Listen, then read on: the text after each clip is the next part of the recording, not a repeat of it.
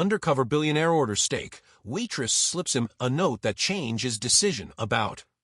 Sir, please don't eat that steak. The whole restaurant froze. Forks stopped midair. Conversations died.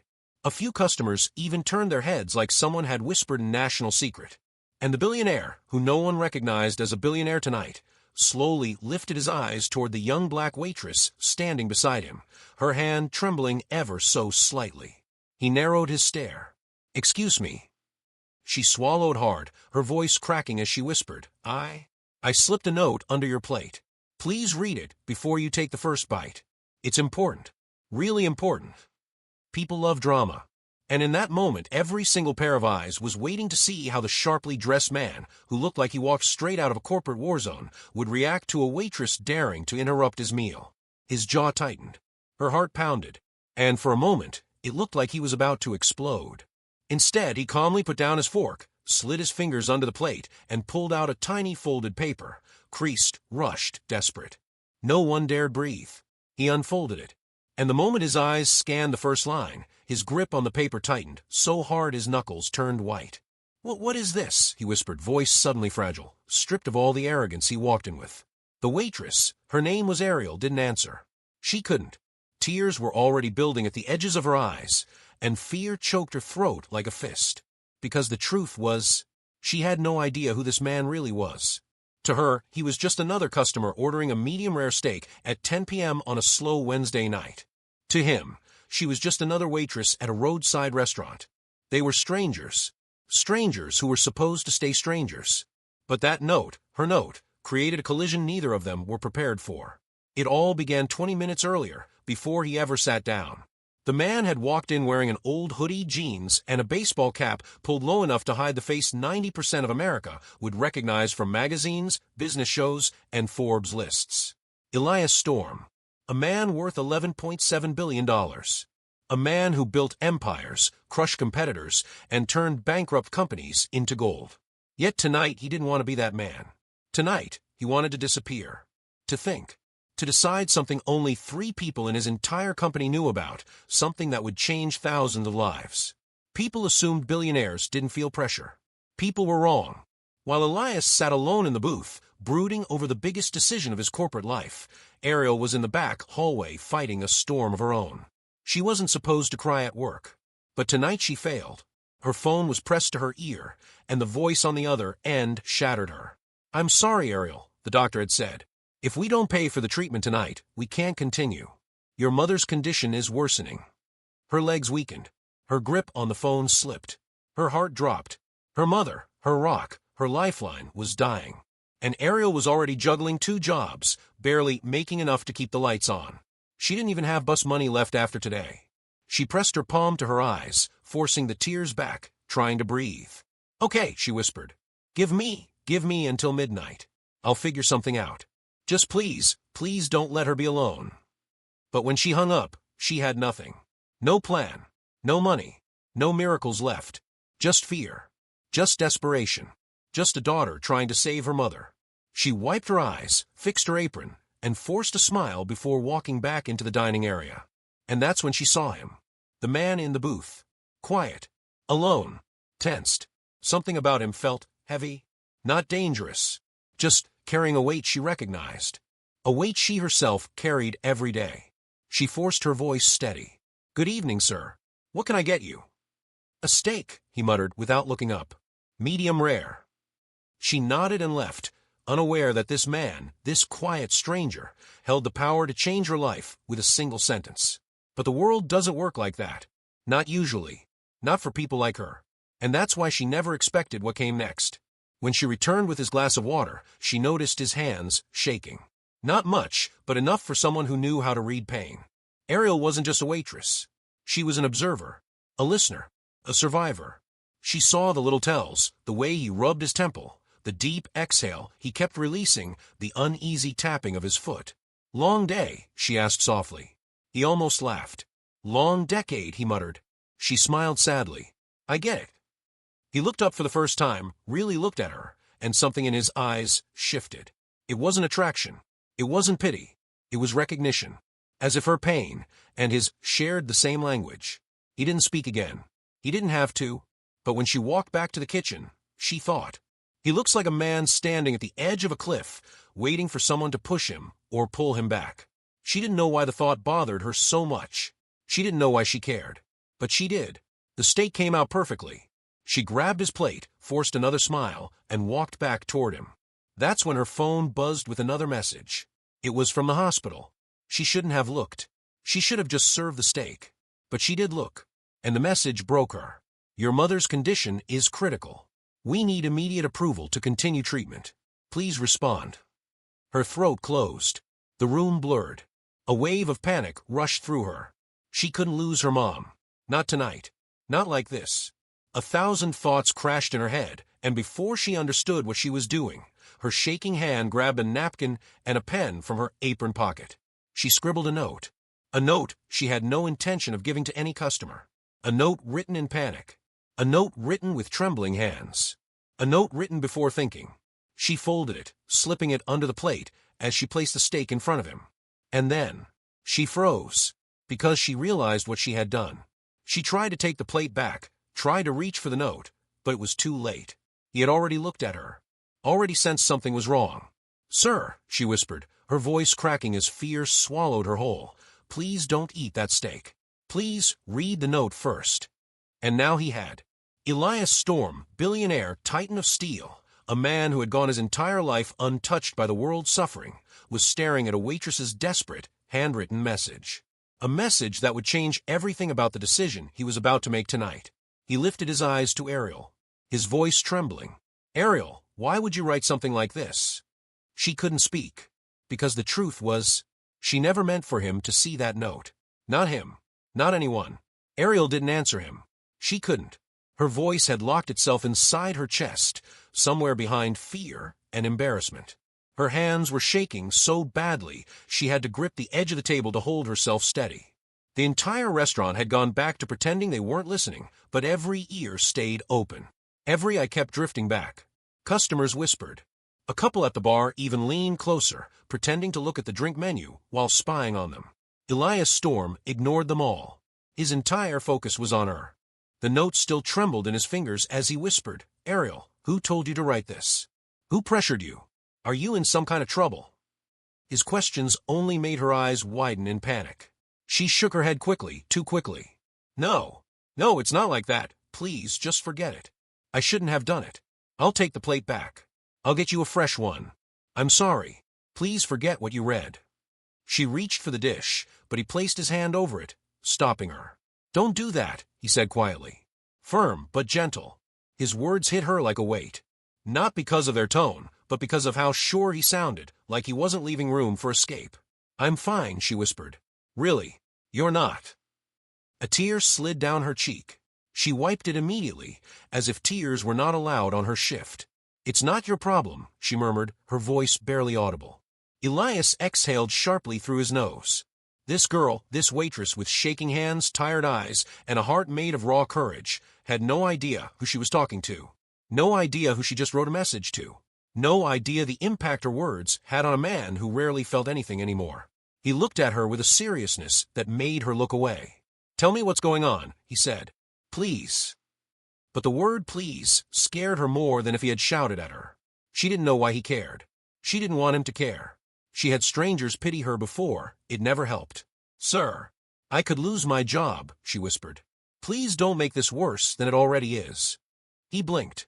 The idea that she could be punished for this, punished for being desperate, hit him harder than expected. I'm not here to get you fired, he said softly. Ariel took a deep breath that trembled the whole way through. You don't understand. Then explain it to me. Her hands dropped to her sides. Her shoulders slumped. Her throat tightened. She'd spent the last month carrying everything on her shoulders, fear, pressure, exhaustion. Carrying it quietly. Carrying it alone. And right now, in front of a stranger, all those walls cracked. My mother, Ariel finally whispered. He leaned in slightly. Your mother. Ariel's lip trembled. She's in the hospital. She works night shifts at a cleaning company. A few weeks ago she collapsed on the job. They rushed her to ER. Her voice broke. Elias's eyes softened. She's been there for 12 days now, Ariel continued, each word falling like glass. She needs a procedure they won't continue unless we pay something tonight. They threatened to stop treatment if I don't make a payment by midnight. And Another tear fell. I don't have anything left. Elias felt something shift inside him, something he hadn't felt in a long time. Anger. Not at her, but at the world. That note, he said quietly. You wrote it for help. She shook her head violently. No, I didn't mean to give it to you. I was panicking. I didn't even realize what I was doing. She covered her face. Please forget it. I'll figure something out. He looked at her trembling shoulders, the mess of her breathing, the exhaustion of someone who'd been strong too long. Ariel. She didn't look up. Ariel, he repeated softer. She lifted her tear-filled eyes. His voice dropped to a whisper only she could hear. I want to help you. She flinched back like the words were a slap. No. Please. No. Customers say things like that all the time. They offer $10, $20, sometimes a fake promise they forget by the time they walk out. I've heard it all. Her voice cracked again. I'm not asking you for money. I don't want pity. I just want to get through my shift. Elias breathed in deeply, forcing himself not to reveal who he truly was. I'm not offering pity, he said. I'm offering a choice. She frowned. A choice. But before he could answer, a throat cleared loudly behind them. The manager. A heavy-set man with a permanent scowl and an ego that hung over his belt like a gut. Is there a problem here? The manager demanded, glaring at Ariel instead of Elias. Ariel tensed instantly. Panic returned to her face with sharp, icy fingers. No, sir, she said quickly. I swear. I saw you hovering at his table. You're upsetting the customer. I'm not upset, Elias said. The manager didn't even glance at him. His eyes stayed locked on Ariel like she was guilty by default. You're working a double shift tonight, the manager snapped. I don't pay you to chat. Ariel's breathing hitched. I was just. Get back to work, he barked. Elias's jaw tensed. She was doing her job. I asked her a question. The manager finally turned to him, forcing a smile that looked painful. My apologies, sir. She's new. Can't seem to stay focused. Ariel stared at the floor, humiliated. I said she was doing her job, Elias repeated colder now. The manager's smile vanished. Is there an issue? He demanded. Yes, Elias said calmly. You. The manager stiffened. What did you just? I'd like for you to step away from the table. Now. People were watching. Phones secretly recorded. The other waiters pretended to clean, but were definitely listening. The manager gritted his teeth, but backed away. Barely. You got 2 minutes, he hissed to Ariel. Then get back to work, or you're out. Ariel nodded, eyes wet again. Yes, sir. When the manager left, Elias looked back at her. Her embarrassment was suffocating. Her fear worse. She wasn't scared of losing customers. She was scared of losing income. Losing the job. Losing any chance to pay for her mother's treatment. Ariel, Elias' whisper spoke, listen to me very carefully. I came here tonight to make a decision about firing 10,000 employees. She froze. Her eyes widened. Her mouth parted. What did you just say? Elias exhaled slowly, his pulse picking up. This was the moment where everything would change. I didn't come here as a man looking for a steak, he said. I came here as a man trying not to destroy thousands of families. Ariel looked at him like he had just spoken in another language. What are you talking about? She whispered. He leaned closer, lowering his voice. I'm not who you think I am.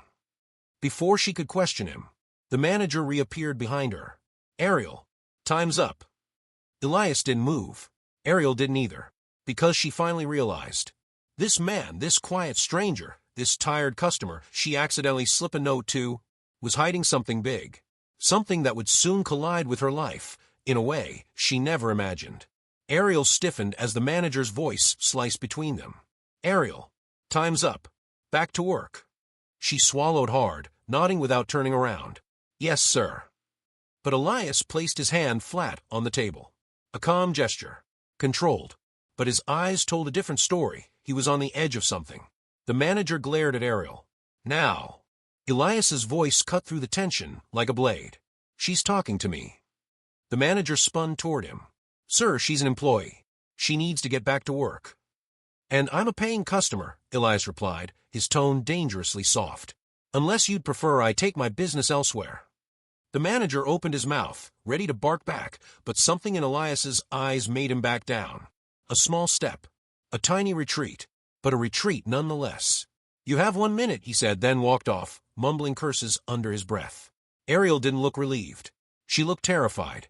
"She's going to fire me," she whispered, voice trembling. "I can't afford to lose this job.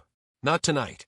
Not when my mom—" Her words broke, and she clutched the tray against her chest as if it was the only thing keeping her upright. Elias leaned forward, lowering his voice. "Listen to me carefully. What I'm about to tell you has to stay between us." She blinked, confused and shaken. "Why are you talking like that? Who are you?" "My real name is Elias Storm." She stared blankly. He waited. Then it hit. Not all at once, no. It hit in waves. Her eyes widened. Her breath caught. Her grip loosened on the tray.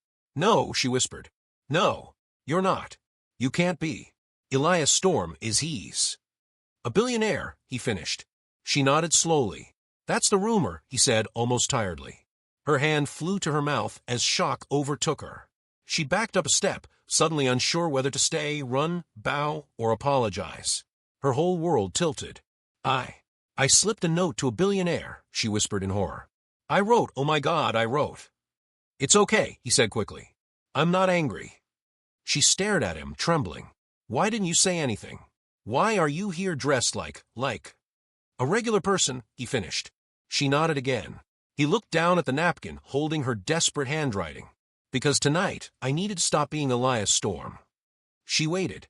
He finally continued, voice quieter now. "My company is collapsing. Some of our biggest investors pulled out. I was supposed to sign papers tonight to shut down an entire division. 10,000 people would lose their jobs. 10,000 families." He rubbed his forehead. "I walked in here trying to decide if I could live with that." Her eyes softened, even through her shock. "But your note," he said, lifting it gently, "your note changed everything I thought I knew about the world." She swallowed, trying to find words. What did I even write?" He stared at the napkin again, reading the line that had stabbed him in the chest the moment he saw it. "Please, if you have anything to spare, even if it's just a prayer, my mother might not make it through the night." Ariel closed her eyes in shame. "I wasn't thinking," she whispered. "I didn't mean to give it to anyone. I'm not the kind of person who asks strangers for help. I'm just tired. And scared. And everything is falling apart at once." He shook his head. "You don't understand. Your note didn't come across as begging. It came across as human. Real. Raw." She didn't respond. He continued, "I've spent years looking at people as numbers. Budgets. Loss. Profit." He exhaled sharply. "When you run a multi-billion-dollar company, everything becomes a calculation." "And now?" she asked softly. He looked at her, really looked at her. "Now I'm staring at a daughter who might lose her mother because money decided her worth." Her eyes filled instantly. He lowered his voice further. "Ariel, I need you to trust me." She wiped her tears. "I don't even know you." "No," he said gently, "but I know you." She frowned. He continued, "You put someone else's life above your pride. Above your fear. Above your job. Not many people do that." He paused. "You didn't know who I was, and you still wrote a note asking for a miracle." She looked away. "I didn't ask for a miracle.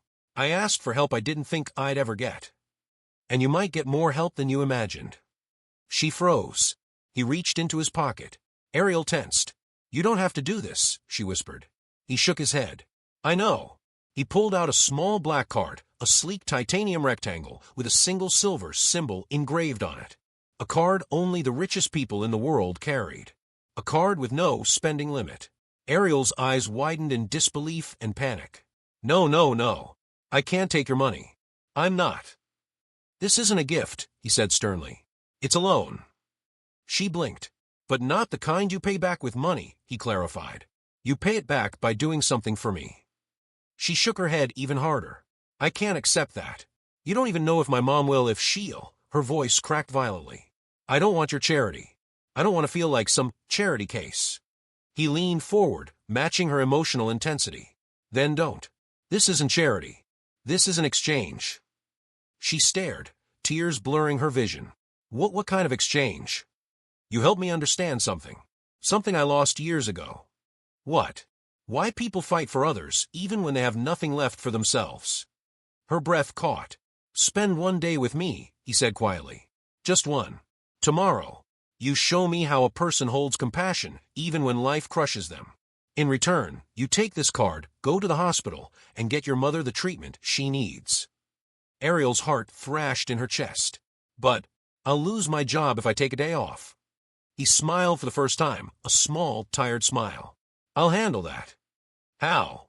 But before he could answer, the manager's voice boomed across the restaurant again.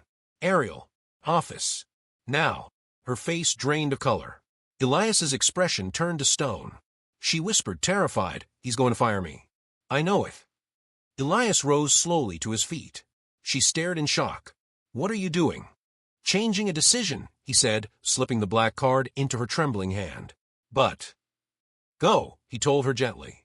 I'll be right behind you. She didn't know what he meant. She didn't know what was about to happen. But when she walked toward the office door, with her heart pounding, Elias Storm, billionaire, hidden in plain sight, followed right behind her. And whatever waited inside that office was about to change everything. Sir, please don't go in there, Jasmine whispered, but her voice cracked the moment she said it. Elias froze mid-step. It wasn't fear in her voice, it was pain. Deep, familiar pain, the kind people hide until someone accidentally opens the door to their heart. He turned slowly, eyes softening. Jasmine, what's going on? Talk to me. She looked away, her chest rising and falling like the weight of the world sat on her lungs. For a long moment, she didn't say a word. The kitchen buzzed behind them, clinking dishes, sizzling pans, cooks shouting, but around them, the world felt silent. Finally, she whispered, You're trying to fix something you don't even understand. I'm trying to help, he said gently. That's the problem, she replied. People like you always try to help after the damage is done. Those words hit Elias harder than any insult ever had. People like me, he repeated. Her eyes glistened. Rich people who don't think their choices crush the rest of us. Elias inhaled sharply. There it was. A wound he didn't cause, but one he somehow stepped on. What happened? He asked. Tell me the truth. Jasmine hesitated, her throat trembling as if the answer lived in the darkest part of her heart. She pressed her fingers against her apron, trying to calm the shaking. My dad, she finally said. He worked at Axios Industries, the company you almost bought. Time stopped. Elias felt a sting in the back of his neck. Axios, the steel manufacturing company that nearly collapsed 2 years back. He remembered the headlines. He remembered the board meetings, the numbers, the cold logic of business. He never saw the faces behind those numbers. That place, it fed entire communities, she whispered. 30 years of my dad waking up at 4 a.m. every day. No complaints. No sick days. He was proud of what he did. A single tear escaped her eye, but she wiped it quickly, almost angrily. But when investors pulled out, when the acquisition failed and everything collapsed, my dad wasn't just out of a job. He was out of purpose. Elias's throat tightened. He remembered that acquisition. He remembered walking away because the deal didn't serve his long-term portfolio. Just business. Just numbers. Your father, he whispered. What happened to him? Her lips trembled. He held on for a while. Tried to find other jobs. But he was older. His skills were specific. Everywhere he went, they said they wanted younger workers, cheaper labor. He wasn't needed anymore. A breath hitched in her throat. And one day, he just stopped waking up early. He just stopped trying. She closed her eyes, and this time she didn't fight the tears. He died last year. Heart failure, stress, depression, all of it. They said it was natural causes, but I know the truth. Losing that job destroyed him. Elias felt his chest cave inward. She wasn't just telling a story. She was ripping open a scar he never knew existed. I'm so sorry, he whispered. You didn't know him, she replied quietly. But you knew the company. You knew the deal. And when the numbers didn't look good, the whole town paid the price. Her words landed heavy, not as blame, but as truth. Painful, real, undeniable. Elias stepped closer. Jasmine, if I had known. You wouldn't have done anything differently, she cut in. Because billionaires calculate risk, not consequences. That one hurt deeply not because she was wrong, but because she might be right. He swallowed hard.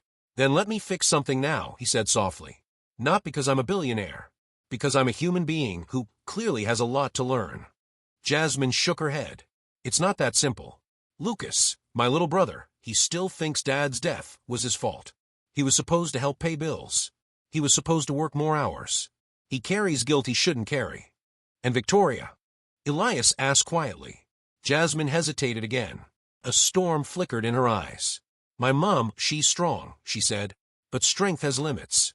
She's working double shifts, hiding her fear behind smiles.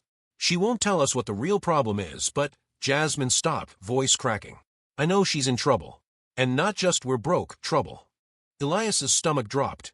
What kind of trouble? Jasmine looked around as if someone might be listening. The kind that makes a mother skip meals so her kids can eat, she whispered. The kind that makes her cry in the bathroom at 3 a.m. The kind she swore she'd never let us see. Elias clenched his jaw. Something deep inside him, something he hadn't felt in years, started waking up. A sense of responsibility. Not the business kind, the human kind. Jasmine, he said, voice steady, tell me where your family is right now. Her eyes widened. Why? Because I'm not walking away. Not this time. She shook her head. You can't fix us with money. I'm not offering money, he replied. I'm offering presence. Whatever is hurting your family, I want to see it. Understand it. Stand with you in it. Her breathing unsteadied. Why? Why do you even care? Elias looked at her with a heaviness that surprised even himself. Because that note you slipped me, it didn't change my decision about food. He paused. It changed my decision about myself. Jasmine froze.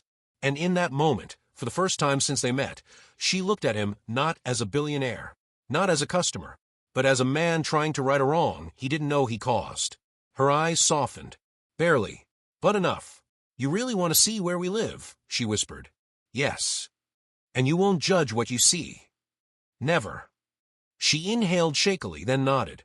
Fine, she whispered. After my shift. Elias nodded. But just when Jasmine turned away, just when he thought the emotional storm had settled, a loud shout burst from the front of the diner. Hey, you can't be back there. Both Elias and Jasmine turned sharply. A man in a dark jacket stormed toward the kitchen, holding a clipboard and a badge. Health inspector. But not just any inspector, a furious one. This place is getting shut down, he yelled. Jasmine's heart dropped. Elias's eyes widened. And then the inspector pointed straight at Jasmine. Starting with her. Jasmine froze, her hands trembling as the health inspector's voice echoed through the kitchen. You there. Don't move. You're responsible for unsanitary conditions, and I'm shutting this place down immediately. Elias's eyes narrowed. Wait a second, he said, stepping forward. Who authorized this inspection? The inspector spun around, startled by the calm authority in Elias's tone. Sir, I'm Elias Storm, he said quietly but firmly. I just acquired this chain. Nobody closes a restaurant on my watch without my say. Step back, or you're stepping into a bigger problem than you think. The inspector hesitated, his eyes flicking nervously between Elias's calm, commanding presence and Jasmine's trembling form. Sir, I have rules. Violations. Rules exist for a reason, Elias interrupted. But using them to terrorize a hard-working employee is not one of them. Now leave, or I'll have my legal team here before you can finish that sentence. Jasmine blinked, stunned, as the inspector slowly backed away, muttering under his breath. The moment he disappeared, she exhaled in relief, but Elias didn't relax. His eyes were sharp, focused, scanning the kitchen, the staff, every corner. Are you okay? He asked softly. She nodded, but her voice shook. I think so. Thank you, sir. Really. Don't thank me, he said, crouching slightly to meet her eyes. Thank yourself. You didn't give up. You stood up even when the world tried to crush you. Tears pricked her eyes. I'm scared. My mom, she needs help tonight, and I don't know if I can do it alone. Elias extended his hand. You won't have to. She looked at him, uncertainty flashing across her face. I don't even know if I can trust you. You don't have to trust me, he replied. You just have to trust yourself and the fact that someone is willing to back you up. For the first time all day, Jasmine felt a flicker of hope ignite in her chest. She swallowed hard and nodded. Okay, let's go. The drive to the hospital was quiet, but not uncomfortable.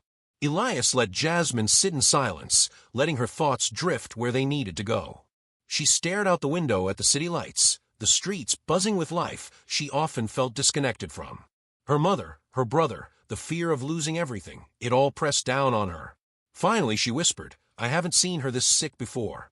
She's strong, but she's afraid. She hides it from us, but I know. And now she might not make it. Elias glanced at her. We'll make sure she does. No one deserves to fight alone. When they arrived, the hospital staff initially looked skeptical at the sudden arrival of a man in a hoodie and a young woman clutching a folder full of papers. But Elias didn't wait for explanations. He handed over the silver card he had given Jasmine earlier. The staff's eyes widened as they scanned the card. This is valid, a nurse asked. Elias nodded. Cover her treatment immediately. I'll take care of the rest later. Jasmine's hands shook as she held her mother's hand. The moment her mother's eyes opened, weary and pale, she broke down. Mom, it's me, it's okay now. Her mother's lips trembled. Jasmine, what happened? You don't need to know everything, Jasmine whispered, tears streaming. Just rest. We've got help. Elias stayed back, letting the moment between mother and daughter unfold. But even from the doorway, he could feel the weight of the world on Jasmine's shoulders, because even with the medical care secured, the emotional scars didn't disappear overnight. Her mother reached for Jasmine's hand and squeezed it weakly. I'm proud of you, she said, voice soft but firm. You've always been my strength. Jasmine's tears fell freely now. No, Mom, you've always been mine. I was just scared. Elias felt a lump in his throat. He had spent years avoiding moments like this, real, human, raw. The sight of a daughter finally standing up for her family, it reminded him of something he thought he'd lost forever. Hours passed, and the medical team worked tirelessly. Jasmine sat by her mother, holding her hand, whispering encouragements. Every once in a while, Elias would glance at her, making sure she wasn't breaking under the strain. Finally, the doctor approached, smiling faintly. We're stable. The procedure went well. She's going to need recovery, but she's going to be okay. Jasmine gasped, relief washing over her. She sank to her knees beside the hospital bed, clutching her mother's hand. Thank you so much. Her mother's eyes were weak, but a small smile played on her lips. I knew you'd come through, she whispered. Elias stepped closer quietly. Jasmine turned to him, eyes brimming with tears. I can't believe this, she said. I didn't think anyone could ever care enough to help like this. Some people do, he replied gently. You just have to give them the chance. Jasmine smiled faintly, wiping tears from her cheeks. I guess. I just didn't think I'd meet one tonight. Elias allowed himself a small smile. You wrote the note. You gave me the chance. She looked down at her hands, still trembling. I didn't know it would change anything. I had to try. Trying is the first step, he said softly. Most people give up before that. Jasmine's mother stirred, reaching for her daughter's hand. We're lucky, she whispered. We have each other. Yes, Mom, Jasmine said, tears flowing freely now. And we're going to be okay. I promise. Elias watched them for a moment, feeling a warmth he hadn't felt in years. Something deep inside him shifted. He realized that life wasn't about balance sheets or acquisitions. It was about moments like this. Moments where humanity mattered more than profit. He felt a hand on his shoulder. Jasmine looked up, offering a small, sincere smile. You saved us, she said quietly. No, he said, shaking his head. You saved me. She blinked, confused. I almost forgot what really matters, he explained. I was ready to make decisions that would hurt thousands of people. But your courage, your honesty, it reminded me that people's lives aren't numbers. Their stories, families' hope. You reminded me of that. Jasmine felt a lump in her throat. I didn't know. I just wanted my mom to live. Exactly, Elias said softly. And now she will. Her mother smiled weakly. I can feel it too. For the first time that night, the hospital room felt lighter. The fear, the uncertainty, the desperation, all of it seemed to retreat. And in that moment, something else began to grow. A quiet, unspoken trust between a daughter, her mother, and a man who had stepped out of the shadows to stand with them. Elias stepped back, letting the two women share the moment. He had no idea what would come next in his own life, but he knew this night had changed him forever. And somehow, he had a feeling it had changed Jasmine and her family too, in ways no one could have predicted. The hospital night was quiet now, the chaos of emergencies replaced by the rhythmic beep of machines monitoring Jasmine's mother. The sterile white walls glowed softly under dimmed lights, casting a sense of calm that felt almost unreal. Jasmine sat beside her mother, holding her hand, stroking it gently. Sleep tugged at her eyelids, but she couldn't rest, not yet. Not until she knew her mother was truly safe. Every fiber of her being ached with relief, but also with the remnants of fear and exhaustion that had gripped her all day. Elias stood near the window, watching the city lights flicker. He had never felt anything quite like tonight. The power, the money, the decisions he had made for years all seemed meaningless compared to this one fragile family. He had walked into a restaurant, expecting a simple dinner, and instead had walked into a life lesson that would stay with him forever. Jasmine finally looked up, her tear-streaked face soft in the dim light. "I can't thank you enough," she whispered. Elias shook his head. "You already did," he said. "That note you wrote, it changed everything. You reminded me why we're here, not for profit, not for numbers, but for people. And your courage tonight, it saved more than just your mother." Her eyes widened, curiosity and disbelief mixing. "Save more." "Yes," he said, voice calm but firm. "Sometimes when someone shows pure honesty and bravery in the face of desperation, it creates a ripple effect. You gave me a chance to see the human side of things, and now hundreds, maybe thousands, of lives are going to be better because of your courage." Jasmine's chest tightened. "But I just wanted my mom to live." "And that's enough," he replied. "It's always enough." Her mother stirred, eyes fluttering open. She smiled weakly. "Jasmine," she whispered, "you came. You saved me." Jasmine shook her head, tears streaming. "No, Mom. You've always been the one saving me, every day. I just needed a little help this time." Elias stepped closer quietly. "Your mother fought hard enough for both of you already," he said. "It's only fair someone else stood by her tonight." Her mother's eyes lingered on him, studying the stranger who had somehow become a lifeline. "And you, who are you?" "I'm someone who was reminded of what really matters," Elias said softly. "Someone who almost forgot how fragile life can be, and how powerful courage and honesty are." A soft laugh escaped Jasmine. "You sound like one of those inspirational quotes on a coffee mug." Elias chuckled lightly, a rare sound, warm and human. "Maybe, but it's true."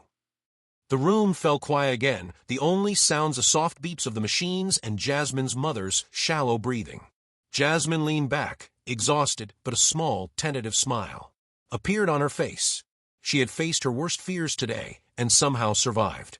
Her mother was alive, the debt threatening to crush them solved, and the man who had appeared out of nowhere had changed more than one life tonight. But just as she was about to relax, a knock sounded at the door. Elias's hand went to the handle. "Stay here," he said quietly. Jasmine watched as he opened it. The visitor stepped in, a young man in a sharp suit, holding a camera. His badge gleamed in the dim light. "Mr. Storm?" the man asked nervously. "Yes." Elias replied. "I'm with the National News Network," the man said. "We've been covering the closure of small businesses in the city. We heard about your intervention tonight and the story of a young woman saving her mother with courage and determination. We want to document it." Jasmine's mouth fell open. "Document what?" "The story," the reporter explained. "About you, your mother, and the billionaire who stepped in. It's inspiring. People need to see this. People need to know courage exists even in the darkest moments." Jasmine shook her head. No, I don't want any attention. This isn't a story. It's just my life. My family. My mom." Elias stepped forward, placing a reassuring hand on her shoulder. "Sometimes the right story isn't about fame. It's about inspiring hope. Maybe someone out there tonight is in the same position you were, desperate, scared, alone. Maybe seeing what we did gives them the courage to act." Jasmine hesitated. Then slowly she nodded. "Okay, maybe you're right." The reporter smiled. "Thank you. We'll be careful. Just the truth, nothing else. People deserve to know what real courage looks like." Hours later, after the cameras had left and the hospital had quieted, Jasmine sat beside her mother, exhaustion finally catching up with her. Her mother's hand was warm in hers, steady and reassuring. "You know," her mother whispered softly, "I've never seen you fight like this before. I've always known you were brave, but tonight, I saw something different. You're fearless when it counts." Jasmine's eyes filled with tears. "I couldn't have done it without him." Elias stepped back into the room, leaning casually against the doorframe. You did it all yourself, he said. I just reminded you that someone else was standing behind you if you needed it. Her mother smiled weakly. And for that, I am eternally grateful. Jasmine glanced at him, a question in her eyes. Why me? Why did you care so much? Elias looked down at the floor, then back at her, his eyes soft but resolute. Because you reminded me what I lost along the way. I almost forgot what it feels like to fight for something that matters, not for money, not for power, but for people. You reminded me. And for that, I'm thankful. Jasmine's lips trembled. I never imagined meeting someone like you could change everything. Elias smiled faintly. And you never imagined your note could change everything either. You did more than you know. Her mother stirred, smiling weakly. It's a miracle, she whispered. No, Elias said softly. Not a miracle. Courage, honesty, and love, that's what saved you. Jasmine looked at him, her voice breaking. Thank you. Truly. I don't know how to repay you. He shook his head. You already have. You reminded me how to be human again. That's worth more than any payment. For a long moment, the three of them sat there in silence.